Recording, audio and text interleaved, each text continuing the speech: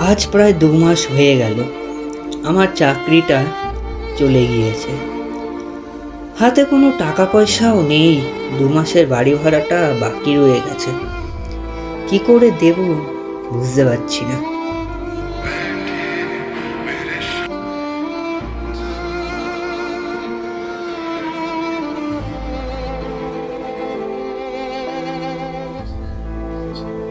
হ্যাঁ মা, বলো।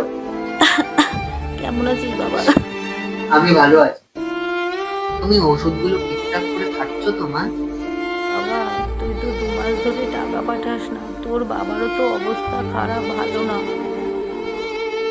তুমি চিন্তা করো না, আমি কিছুদিনের মধ্যে টাকা পাঠানোর ব্যবস্থা করছি।